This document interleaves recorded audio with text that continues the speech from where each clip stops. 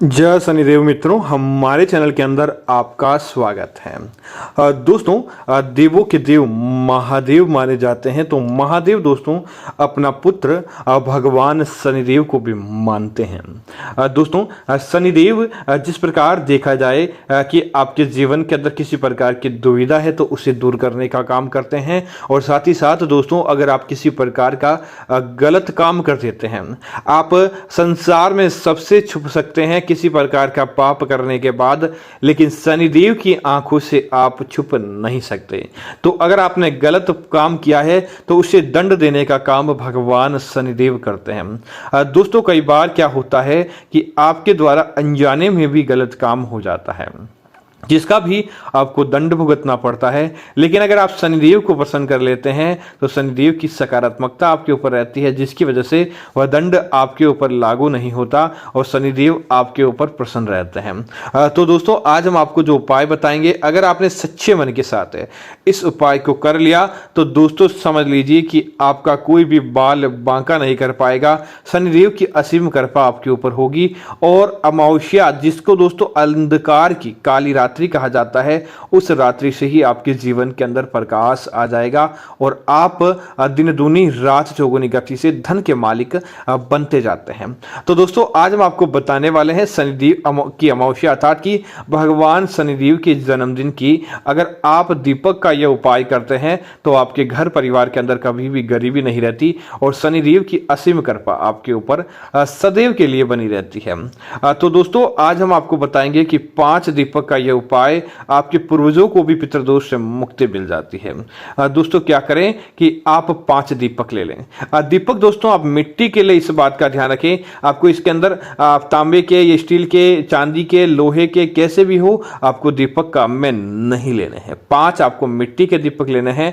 उन मिट्टी के दीपक को क्या करें, अमावस्या की रात्रि को आपको जलाना है, तो आप उससे पहले उन्हें धोकर स्वच्छ कर लें, क्योंकि दोस्तों जिस प्रकार बासी बर्तन में आप भोजन नहीं करण करते तो आप कभी भी जूठे दीपक के अंदर दीप नहीं जलाए। दीपक को धोकर स्वच्छ कर लें।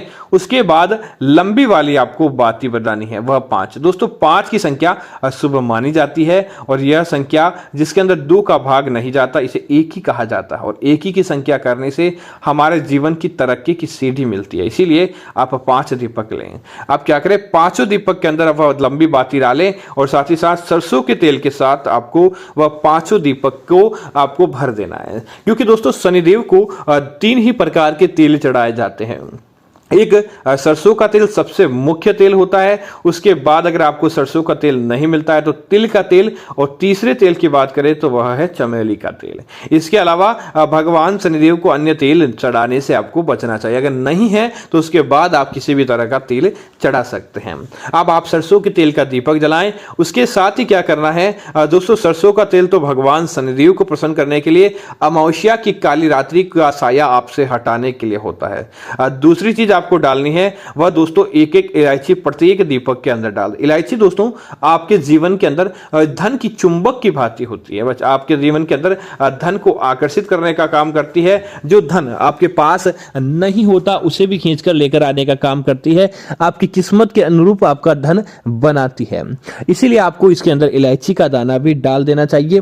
दोस्तों, उसी के साथ ही आप क्या करें, अब उन 5 दीपक को आप अपने घर के पूजा घर में जलाएं, क्योंकि दोस्तों शनिदेव की मूर्ति या तस्वीर घर के अंदर नहीं रख सकते, उनकी पूजा घर के अंदर नहीं की जा सकती, लेकिन घर के अंदर आप उनका नाम आवाहन कर सकते हैं। तो घर के पूजा घर में ही आप 5 दीपक जलाएं। 5 दीपक को जलाते हुए ओम शनिचराय नमः इस प्रकार का मंत्र बोलें, और शनिदेव से आप आपकी जो भी मनोवांछित इच्छा है, आपकी परेशानी है, किसी प्रकार का छुटकारा चाहते हैं, और सारी चीजें आप भगवान से बोल दें। और उसके बाद प्रत्येक दीपक के अंदर आपको एक एक चावल का दाना भी, जिससे क्या होता है आपके पितृ शांत होते हैं, उनकी आत्मा तृप्त होती है। तब आप एक एक चावल के दाने उनके अंदर डाल दें, और उसके बाद आपको क्या करना चाहिए कि आप उन दीपक को अपने घर के अंदर जिस प्रकार की आपकी व्यवस्था है उस अनुरूप आपको रखना चाहिए। जैसे पहला दोस्तों दीपक आपको अपने घर के पूजा घर के अंदर ही छोड़ देना चाहिए, जो आपको अमावस्या के दिन भगवान विष्णु और माता लक्ष्मी को समर्पित करना चाहिए और उनसे आप अपने घर के अंदर स्थायी वास करने के लिए, घर के अंदर अन्न धन का भंडार भरने के लिए आप उनसे मनोकामना मांग सकते हैं, जो ताकि आपका घर का पूजा घर अमावस्या के दिन प्रकाश में रह सके। दोस्तों, दूसरा दीपक आपको क्या करना है, इसे अपने घर की पूजा घर के बाद आपको इसे अपने घर के रसोई घर में जलाना चाहिए, क्योंकि दोस्तों रसोई जहां से आप स्वच्छ अन्न खाते हैं, रसोई के लिए ही दोस्तों व्यक्ति मेहनत करता है ताकि अच्छा कमाए और अच्छा खाए और उसके जीवन को वापस अच्छा व्यवहार देखने को मिले। इसीलिए आप अपने घर का वह दीपक रसोई घर में रखें ताकि वहां पर कभी भी नकारात्मकता नहीं आए, वहां पर सकारात्मकता बनी रहे और भगवान का आशीर्वाद आपके ऊपर बना रहता है। इसीलिए आप वह दीपक रसोई घर के अंदर रख दें। दोस्तों, उसके बाद क्या करें कि जब आप दीपक रसोई घर के अंदर रख दें, उसके बाद अगले दीपक का नंबर आता है। वह दीपक आपको क्या करना चाहिए कि उस दीपक को आपको अपने घर के शयन कक्ष में रख दें। दोस्तों, शयन कक्ष के अंदर व्यक्ति सर्वाधिक समय बिताता है। अपने दिन भर व्यक्ति कहीं भी नहीं टिकता है, लेकिन सबसे ज्यादा व्यक्ति कहीं एक जगह पर स्थान ग्रहण करता है, एक जगह पर टिकता है, तो वह होता है उसका शयन कक्ष। उसके साथ उसकी सकारात्मकता और नकारात्मकता जुड़ी रहती है।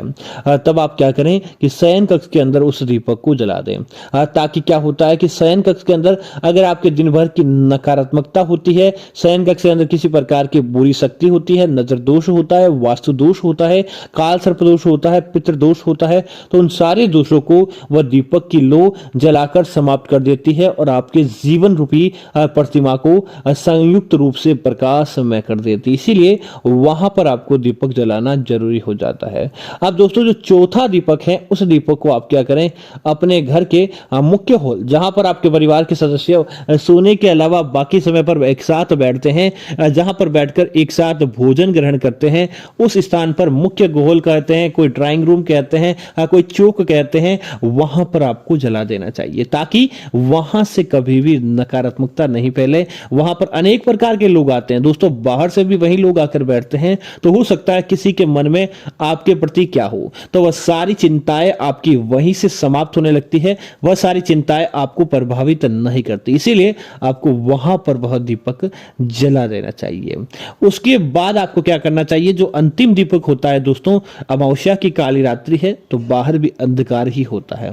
उस अंधकार के अंदर दोस्तों कई प्रकार की नकारात्मकताएं फायदा उठाकर आपके घर के अंदर प्रवेश कर जाती है, दोष कई प्रकार के आ जाते हैं, तो आप चाहते हैं कि उन दोषों से बचना और आपके घर के अंदर प्रकाश को देखकर देवी देवता प्रवेश करें, तो घर के मुख्य द्वार पर आपको वह दीपक जला देना चाहिए। जब आप वह दीपक जलाते हैं तो समझ लीजिए कि आपके घर के अंदर नकारात्मकताएं आपके द्वार से ही जलकर समाप्त हो जाती है और सकारात्मक शक्ति, साक्षात शनिदेव का आशीर्वाद और अन्य देवी देवता आपके घर के अंदर प्रवेश करते हैं और आपके घर के अंदर अन्न धन के भंडार भरने का कार्य करते हैं। तो उम्मीद करता हूं जानकारी आपको अच्छी लगी होगी। ऐसी अन्य जानकारियां देखने के लिए कृपया आप हमारे चैनल को सब्सक्राइब करना ना भूलें, साथ ही साथ वीडियो को लाइक और शेयर करते रहें ताकि ऐसी जानकारियां आपको मिलती रहेगी। धन्यवाद मित्रों, जय श्री राम मित्रों।